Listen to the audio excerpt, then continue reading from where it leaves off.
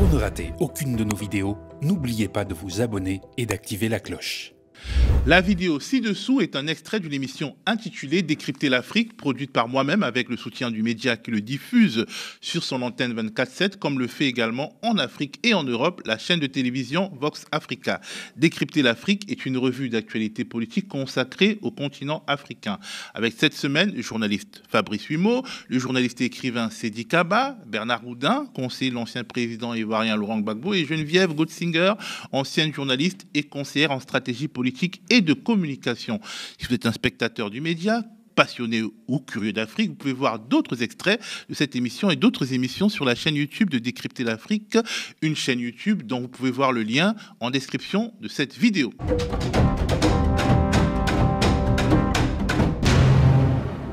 Alors nous tournons cette émission en milieu de journée, le vendredi 10 mai, et elle sera diffusée à partir du dimanche 12 mai. Et d'ici là, beaucoup de choses se passeront au Tchad, qui opère un des virages les plus délicats de son histoire. Je résume, le Premier ministre candidat à succès Masra s'est autoproclamé président le 9 mai, anticipant la divulgation anticipée des résultats provisoires par l'Ange, l'autorité nationale de gestion des élections, qui n'est pas l'Ange Gabriel, loin s'en faut. Succès Masra a appelé à la mobilisation populaire. La victoire du peuple, elle est éclatante. Et c'est à vous la victoire. Vous vous êtes déplacés en masse pour dire une chose. Halas, c'est terminé. Nous voulons le changement dans la justice et l'égalité. Et pourtant, mes chers compatriotes, ce que nous redoutions est en train de se produire au moment où je vous parle même.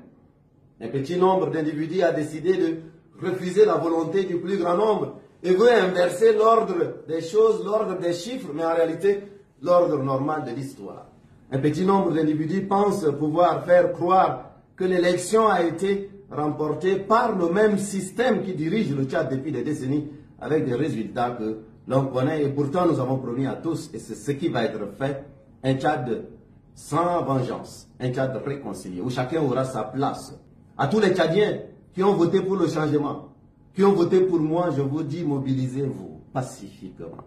Faites-le dans le calme, avec un esprit de paix, comme vous vous êtes montré, en pensant à l'avenir que nous allons construire ensemble. Témoignez de ce que vous avez vu pendant ces élections. Publiez les témoignages, les photos, les PV, les vidéos qui prouvent l'ampleur de votre victoire dans les heures qui viennent, dans les jours qui viennent. Mobilisez-vous pacifiquement, mais fermement. De son côté, l'autorité des gestions des élections est sortie du bois, un peu dans la précipitation, pour annoncer des résultats provisoires et attribuer la victoire dès le premier tour au président de la transition, Mahamat Idriss Déby Itno, crédité de 61,03% des suffrages contre 18,53% pour Succès Masra. Alors Fabrice, quelles sont les prochaines étapes institutionnelles au Tchad? À quoi peut-on s'attendre après cette double proclamation, si on peut dire? En tout cas, en attendant les résultats définitifs, il est toujours prévu qu'il y ait un second tour en juin prochain. La campagne débutera début juin. Et débuterait du coup au conditionnel, parce qu'on ne sait pas si on va s'y acheminer. Et la proclamation définitive des résultats serait en juillet prochain. Ce qui est sûr, c'est que ce résultat provisoire était un secret de polichinelle, parce que on sait toute la mainmise qu'a Mahamat Idriss Déby et l'appareil politique qui le suit sur cette élection, et donc ce n'était pas très surprenant de le voir devant, et les prises de parole de Succès Masra, et c'était quand même assez osé. Je doute qu'il y ait un bras de fer particulier et que quelque chose entrave particulièrement la prise de pouvoir de Mahamat Idriss Déby. Alors, c'est dit que quand les résultats de l'Ange, c'est le petit nom de l'agence de gestion des élections, ont été rendus publics, on a vu des manifestations de joie assez particulières et des tirs de militaires finalement assez effrayants et qui pourraient avoir causé, on est presque sûr aujourd'hui, accidentellement, on l'imagine, des pertes civiles. Est-ce que ce n'est pas finalement assez parlant et indicatif de l'impossibilité d'une alternance par les urnes dans un régime militaire qui a plus de 30 ans? Oui, ce n'est pas simplement un régime militaire, c'est l'histoire politique du Tchad.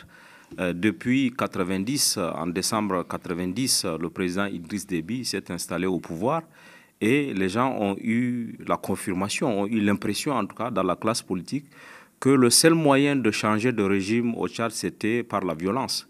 Il y a eu plusieurs rébellions qui sont venues et on se souvient qu'en février 2008, le rebelle était aux portes du palais présidentiel. À l'époque, on dit que c'est les forces spéciales françaises qui ont aidé à renverser le rapport de force. Le président Idriss Déby était presque défait. Et je me souviens à l'époque, Bernard Kouchner était ministre des Affaires étrangères. Il avait même dit que la France avait offert d'accueillir le président Déby, de l'exfiltrer, puisque pour eux c'était fini. Et puis il y a donc eu cela jusqu'à ce que le président Déby décède en avril 2021. Et à partir de là, il s'est mis en place une transition qui a laissé espérer que le Tchad ouvrirait un nouveau chapitre de sa vie politique. Aujourd'hui, avec ce qui vient de se passer, on a la confirmation qu'en réalité, il n'y a pas eu de véritable changement. Les éléments dont vous évoquez, ce dont vous parlez, notamment les tirs, ça, c'est une tradition qu'on a vue avec le père et que le fils, maintenant, essaie de répéter. Et au-delà de ce que Fabrice a dit, ce matin, le président Mahamat Déby a fait une déclaration pour dire que je suis le président de tous les Tchadiens sans même avoir attendu tout le processus qu'il aurait pu avoir. Aller à la confirmation, aller à la... Justement, comme si les institutions qui doivent confirmer par la suite, la Cour constitutionnelle éventuellement, même s'il n'y a pas de recours, on a vu dans le cas du Sénégal, c'est la Cour quand même qui a confirmé que voilà, c'est lui qui est le président, mais il n'a pas attendu cela. Et tout se passe aujourd'hui, depuis que le scrutin a pris fin, dans le principe du fait accompli. Il était prévu que l'ange prenne le temps jusqu'au 21 mai pour annoncer le résultat. Mais comme il y avait cette hypothèse que les transformateurs sortent les PV qu'ils ont, l'ange s'est précipité pour annoncer le résultat 2 ou 3 jours après le scrutin, alors qu'il y a quand même 25 000 bureaux de vote au Tchad. Et le Tchad, c'est un pays de 1 260 et quelques mille kilomètres carrés, avec des difficultés de communication. Donc, comment on a pu ramener tous ces résultats de Abéché, je ne sais pas, du lac, etc., pour les centraliser en si peu de temps? Il y a un problème, justement, aujourd'hui, de crédibilité de cette élection. Alors, Fabrice dit que de toute façon, ce sera du business as usual pour Mahamat Idriss Déby Itno. Est-ce que, de ton point de vue, il y a des risques de déflagration politique? Parce que le Tchad a connu des événements sanglants avec des centaines de morts. Je pense que je suis moins optimiste que Fabrice. Puisque Succès Masra a appelé les Tchadiens à défendre le vote, le résultat des urnes, il n'est pas exclu qu'on rejoue le scénario de octobre 2022. Que là aussi, qu'il y ait des transformateurs qui sortent, qui soient réprimés, puisque avant même l'annonce des résultats, le ministère de la Sécurité publique a envoyé une circulaire à la direction générale de la police, à la direction générale de la gendarmerie, à la direction générale de la garde nationale et nomade, pour dire de prendre toutes les dispositions pour sécuriser les personnes et les biens. Je pense que, comme vous l'avez dit, le Tchad traverse une fragilité dans un contexte sous-régional aussi traversé par la fragilité avec ce qui se passe à Boko Haram. Tout ça m'amène à penser que les lendemains ne sont pas très rassurants pour le Tchad. Bernard, pessimiste ou optimiste pour le Tchad? Je vais commencer par une petite phrase ironique. Alors, on parle de l'ange. L'ange est passé, les ailes chargées de corruption et de prévarication. Et c'était attendu, c'était évident. Hier matin, l'élection devait être déclarée, l'ange devait déclarer ça pour avant le 20 mai, ou le 21 mai. Et dans l'après-midi, c'est passé pour la soirée 19h GMT. Donc ça veut dire que tout ça, comme dit Sédic, on connaît le Tchad, on ne peut pas tout rassembler comme ça en 12 heures. Donc tout était prévu à l'avance et on a fabriqué un résultat qui n'appelle pas de second tour, puisque 61%, il n'y a pas de second tour. Donc l'affaire est pliée. Le vrai problème du Tchad, que j'ai toujours répété depuis des années, c'est que pour la France, c'est pas le problème, c'est ça le malheur des Tchadiens, c'est que pour la France, le Tchad, c'est d'abord une zone géographique, c'est le cœur de l'Afrique, c'est le porte-avions de la France en Afrique. Et pour quitter cette zone-là, ça va être très difficile pour les Français.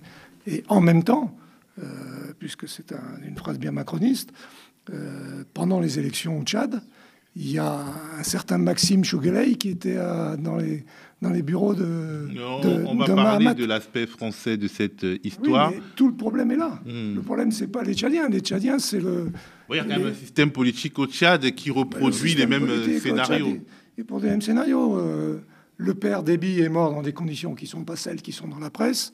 Le fils a été positionné immédiatement là par la France, avec une précipitation inhabituelle. Alors, Bernard, tu es pressé de parler des aspects internationaux, mais je vais quand même... Mais l'aspect tchadien, tchado-tchadien... Ouais, les deux sont intrinsèquement liés, mais bon... Oui, l'aspect tchado-tchadien... Il y a quand même quelque chose que j'ai remarqué. J'ai essayé d'écouter sur Internet les résultats de l'Ange, et ce qu'on voit apparaître, c'est une constante des élections bizarres, entre guillemets, en Afrique. C'est-à-dire, dans les zones qui sont proches de la capitale, donc où les observateurs peuvent être, où les gens sont un peu éduqués, où ils ont les téléphones mobiles, l'opposition gagne. En tout cas, la partie qui, au final, n'a pas la force gagne, et avec des taux de participation de 70%. Et dans les partis qui ne sont pas accessibles, c'est le pouvoir qui gagne, avec des taux de participation de 95% et du 100% quasiment. Ça fait penser à d'autres scrutins, notamment... notamment la Banque électorale mondiale du Nord et d'extrême Nord de la Côte d'Ivoire, qui vient toujours avec des chiffres, des endroits où personne ne meurt, où il y a 95% de participation. On a l'impression qu'il y a une sorte de logiciel de la fraude électorale en Afrique, et notamment les pays où on ne proclame pas les résultats au fil de l'eau dans les médias, comme on le voit au Sénégal depuis très longtemps. C'est déjà des pays où les élections sont brinque-ballantes, des fois. C'est pour ça que je suis un peu moins d'accord avec Sédic sur le fait que la situation s'enflamme, parce que la population tchadienne n'est pas intrinsèquement révolutionnaire. Ça fait des années qu'on voit... Oui, il y a 2 ans. Mais justement, il y a 2 ans, la personnalité qui était au centre des manifestations, c'était Succès Masra. Sauf qu'il s'est un peu décrédibilisé en acceptant d'être Premier ministre de Mahamat Idriss Déby, et que derrière, la population qui a connu des pertes civiles pendant ces manifestations, aujourd'hui, je la vois moins encline à sortir dans la rue pour aller mourir. Oh, Fabrice, quand tu as l'âge d'avoir connu Abdoulaye Wade, Abdoulaye Wade s'est renié 1000 fois, a été soutenu par ses gorgues jusqu'à sa marche. Il en est en 2000 à la présidence. Juste un mot, Geneviève. Après, je vais répondre à Fabrice. Je pense que quand on regarde, nous tous, on a eu, avant qu'il y ait la campagne électorale, on a pensé que Succès Masra s'est démonétisé en allant devenir Premier ministre. Mais on regarde la campagne, notamment dans le Sud, on a été impressionné. Et c'est pour ça que, à mon avis, il n'y a pas eu beaucoup d'intelligence dans le résultat qu'on lui a attribué. Dire que Succès Masra a à peu près le même score que Pahimi, qui est 3e, à mon avis, c'est perdre de vue que tout le monde a regardé la campagne. On a vu les foules immenses qu'il a mobilisées, particulièrement dans le Sud. Donc, c'est pas le problème. À mon avis, si l'ensemble des personnes qui ont assisté à ce meeting ne sortent pas pour défendre leur vote, il y a aujourd'hui quand même une capacité à mobiliser des gens qui vont aller défendre leur vote. Et je pense que le temps va nous départager, Fabrice et moi. Et j'ai le souvenir de l'avoir une fois gagné sur ce plateau. Et je pense que je vais faire ma 2e victoire. Il y a du man interrupting sur ce plateau, donc je donne un double de temps de parole à Geneviève. Je me sens un peu seule. Mais je vais affirmer le girl power. Non, mais sérieusement, je suis plutôt d'accord avec Fabrice là-dessus. Moi, je pense qu'il n'y aura pas de... Je peux me tromper, mais je ne sens pas... Et comme on sera diffusé dimanche, il y a une partie d'entre vous qui sera déjà contre. C'est ça. Non, mais c'est vrai. J'ai le sentiment quand même que ce que joue Succès Masra en ce moment, c'est davantage son poste de Premier ministre à nouveau. Il y avait clairement entre eux un deal. Ils se sont présentés l'un contre l'autre, mais il y avait clairement un deal. Et pendant la campagne électorale, le sentiment que j'ai eu, c'est que finalement, Succès Masra n'était plus tout à fait dans le deal, sous le poids des propos de campagne qui ont été quand même très très durs envers Déby. C'était pas ça qui était conclu entre eux au début. On n'en sait rien en fait. on ne sait pas trop. On avait parlé de deal entre Gueye et Gbagbo en 2000 et on a vu ce qu'il en est devenu. Oui, enfin, c'est quand même assez inhabituel qu'un chef de l'État et son Premier ministre se présentent l'un contre l'autre. L'Afrique a un incroyable talent. L'Afrique a beaucoup de talent, mais on est d'accord là-dessus. Donc je pense que le deal a échappé finalement aux deux hommes et qu'aujourd'hui, Succès Masra a besoin d'une affirmation très forte pour rester Premier ministre, parce que sans ça, il a en fait effectivement tout perdu. Je pense que c'est ce qui se joue dans les heures qui viennent, en réalité. Arriver à revenir dans le jeu du pouvoir. Voilà. Non, moi, je pense qu'à moins que, puisqu'on va en arriver à ce point, à moins que... Parce qu'il ne faut pas non plus oublier que ce tâtelage-là a été presque imposé par la France. Pour ceux qui savent comment l'attelage a été fait, c'est quelque chose qui a été presque télécommandé à partir de Paris. Le tandem entre Succès Masra et Mahamat Idriss Déby. Maintenant, pour moi, à moins que la France encore revienne pour sauver la stabilité du Tchad et ses intérêts, qu'il faut se réconcilier, ils sont arrivés à un point de non-retour. Je ne vois pas dans les conditions actuelles Succès Masra redevenir à nouveau Premier ministre de Mahamat, compte tenu des propos qui ont été tenus. On ne tue pas son père pour arriver au pouvoir. Quand même. Il y a eu des choses, même si Succès a essayé de démentir. Aujourd'hui, je crois. Et puis, les conditions de la proclamation des résultats, l'un qui annonce qu'il a gagné et me font penser que ce tâtelage-là ne va pas survivre à cette élection. Alors moi, je donne mon point de vue avant qu'on avance. Refroidi le deal. Les propos de campagne ont refroidi le deal. Je pense qu'il y aura des problèmes, parce que j'ai vu les images de ce qui s'est passé au Tchad. Je pense que Succès Masra a une base électorale, une base sociologique hyper forte dans le sud du Tchad, parce que je pense que c'est le premier vrai leader du sud du Tchad depuis même Tombal Bay. Je pense que il joue aussi peut-être l'entrée en jeu de forces politico-militaires opposées à Mahamat Idriss Déby, parce que Mahamat Idriss Déby n'est pas accepté, y compris au nord, par un certain nombre de forces politico-militaires qui l'accusent d'avoir tué son père. Donc moi, je suis un peu du point de vue de Sédic, mais on verra. Je peux compléter là-dessus.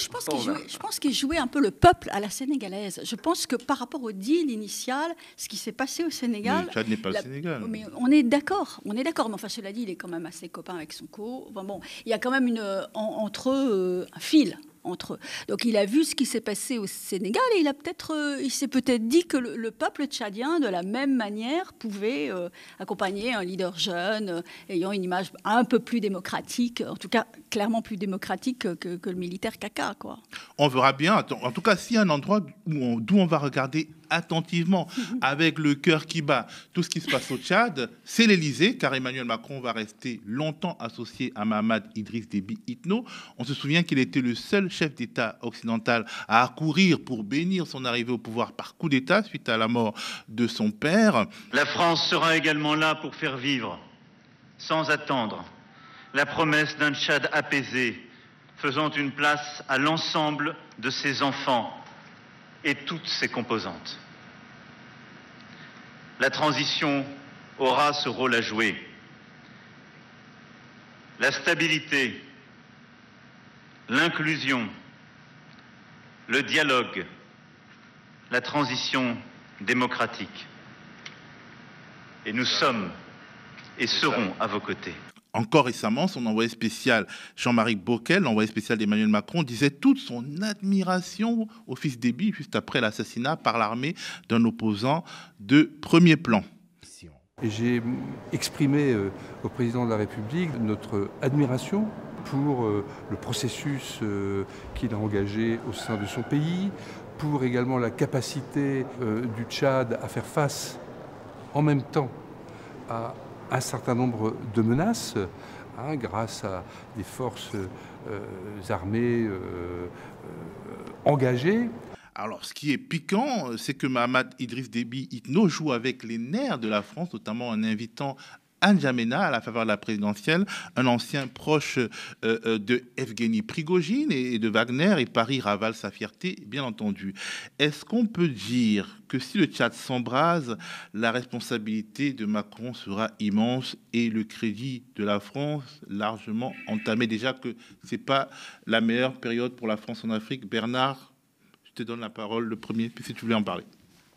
Le problème pour Macron, c'est que au-delà d'accourir pour l'investiture de Mahamat, c'est que, vu les circonstances du décès du père, entre griffes, les Français étaient obligés de faire comme ça. Hein. Mais aujourd'hui, le problème, c'est... Pas à ce point, quand même. Ils étaient obligés de faire comme ça. Il y avait une nécessité qui faisait loi à cette époque-là. Il faut se rappeler les conditions. Et aujourd'hui, le problème, c'est que pour Macron et l'ensemble du système franco-africain, de la France-Afrique, la situation du Tchad à l'international est liée aussi à la situation de tous les autres pays qui ont été sous domination française. Et comme je disais tout à l'heure, le Tchad a un aspect particulier pour la France, c'est cet aspect géographique. Et même pour le monde, en fait, c'est le milieu de l'Afrique. Oui, c'est un aspect très particulier. Et aujourd'hui, le problème pour Macron n'est pas un problème tchado-tchadien, c'est un problème international dans un contexte difficile, avec ce qui se passe en Europe de l'Est, c'est que les Russes prennent pied, entre guillemets, à N'Djamena d'une certaine façon. Parce que alors, Kaka fait semblant de... Il joue avec les paniques morales françaises. Hein, parce qu'un gars de Prigogine, ce n'est qu'un gars de Prigogine. Tu peux en trouver un sur le dark web. Oui, mais enfin, le gars, il vient... Il a une fondation à Moscou. Prigozhin est mort. Lui est toujours vivant. S'il peut se promener comme ça, c'est qu'il a quand même une certaine caution. Donc, il faut commencer à s'inquiéter. Et puis, le Tchad, mitoyen de la Libye, du Soudan, des pays où les Russes sont fortement impliqués aujourd'hui. Non, je pense que le problème de la France... Du Niger et du Cameroun. Et la Centrafrique. Donc il faut être prudent pour la suite entre la capacité de la France, avec sa politique étrangère actuelle, dont je ne voudrais pas dire trop de mal en tant que citoyen français, mais on va avoir au Tchad des moments très difficiles pour prolonger justement notre position qui était absolument leader depuis 1960 et depuis les indépendances. Et là, je crois qu'on est en train de continuer à déstructurer tout ce que la France a fait dans cette... Le Sénégal est un exemple. La Côte d'Ivoire, demain, on en parlera. Et puis, tout le Sahel. Donc, Geneviève, si du sang coule à N'Djamena, enfin, ce sera un discrédit immense pour Emmanuel Macron. Enfin, je pense qu'on ne peut pas attribuer à Emmanuel Macron le sang qui coulerait, le cas échéant, à N'Djamena. Pardon, mais entre être le parrain de Mahamat et la suite, on ne peut pas lui attribuer ça. Donc ça veut dire qu'il faudra qu'il le désavoue. Il ne le fera pas. Si le sang coule, il y aura sans doute, j'imagine, une réaction française. Maintenant, entre Kaka et Succès Masra, je pense que le cœur de la France peut facilement balancer. Hein. Lequel serait le plus fidèle allié de la France, en fait, entre les deux? Moi, je ne suis pas certaine que ce soit Déby. Hein. Je pense que Succès Masra n'est pas un ennemi des Occidentaux, a priori, sur le papier. Mahamat Idriss Déby a montré quand même des velléités de rébellion en quelque sorte vis-à-vis d'Emmanuel Macron. On se souvient. Tout ça, c'est du cinéma tant que l'armée française reste. Oui, mais quand même, il y a des signes qui ne trompent pas. Au début de cette année, Mahamat Idriss Déby était à Moscou, où il a quand même dit que la Russie est un pays frère. Marchandage, c'est du marchandage. Mais au fond, c'est du marchandage, mais c'est quand même un affront. À l'heure où la Russie et la France, diplomatiquement, sont en plein affrontement, en quelque sorte, c'est un affront d'aller à Moscou et de dire « je suis ami et je coopère avec ce pays ». Ou alors c'est juste la prise de conscience du fait que le parrain n'a pas le choix et il ne mord plus. De toutes les façons, c'est un enjeu... Je suis d'accord que c'est un enjeu important de diplomatie, ce qui se passe là pour la diplomatie française, parce que régulièrement... on leur ressort leur contradiction, en fait. Le Tchad, c'est quand même un moment fondateur pour Macron, oui, Fabrice. On ressort à la France ces contradictions. Exactement. On est complètement d'accord. Et c'est là où l'enjeu pour la France se situe. Parce que si la France continue d'appuyer Mahamat Idriss Déby, malgré des élections qui apparemment se déroulent de manière irrégulière, on n'aura plus de confiance globalement en la parole française sur la crédibilité des démocraties ou des non-démocraties en Afrique de l'Ouest. Personne n'a présenté le Tchad comme une démocratie. Pour le coup, c'est pas une démocratie. Au cinéma qu'à la sincérité. retenez-moi où je pars. C'est-à-dire que cette façon de faire une sorte de surenchère. Chantage. Et voilà, le père faisait ça aussi, déjà. Oui, bien sûr. C'est une forme de chantage. C'est une stratégie. Mais en même temps, à mon avis, au-delà même de la présence de Macron aux obsèques du père que nous avons évoquées, Macron a quand même reçu par 2 fois à déjeuner l'année dernière, et même quelques mois avant les élections, le président Mahamat Idriss Déby, et ça avait été perçu comme une sorte de caution, comme une sorte d'adoubement en tout cas. Ça l'était. Vous savez à l'époque, si on rebobine un peu, et quand le père est décédé et que Macron était allé aux obsèques, Macron avait dit que la France était d'accord pour que Mahamat assure la transition, mais à condition qu'il ne se présente pas. Après, il y a eu ce conseil, le dialogue inclusif qui a permis qu'il se présente, etc. Aujourd'hui, quoi qu'il arrive, pour moi, la France est piégée. Parce que si elle ne prend pas position pour dénoncer cette irrégularité, je ne vois pas quelle pourrait être sa légitimité à empêcher Tchani de faire la même chose à Niamey. Ou d'empêcher Koïta de faire la même chose à Niamey. Ou de critiquer. À partir du moment... Parce que c'est cette politique de double standard qui a rendu un peu inaudible son discours au Sahel. Donc, aujourd'hui, elle est devant, en tout cas, un dilemme. Où elle prend position clairement, elle dit que le scrutin a été irrégulier, comme beaucoup de gens le disent, même s'il n'y a pas eu d'observateurs, comme beaucoup de gens le pensent, ou elle considère que, bon, on est devant le fait accompli, on marche, et puis, pour le reste, elle va être dans l'incapacité de dicter quoi que ce soit dans les autres pays. Parce que les autres aussi regardent un peu une sorte de jurisprudence tchadienne. Moi, je ne vois pas pourquoi Déby serait légitime à faire ce qu'il a fait et Goïta ne serait pas légitime à faire ce qu'il va faire s'il veut rester au pouvoir. En tout cas, jusqu'à présent, au Tchad et au Gabon, ce sont des dictatures militaires halal, et au Niger, au Mali et au Burkina, ce sont des dictatures militaires arabes. Et alors que l'endroit où on a le plus tué des civils dans le cadre de manifestations civiles et non pas d'affrontements militaires, c'est le Tchad.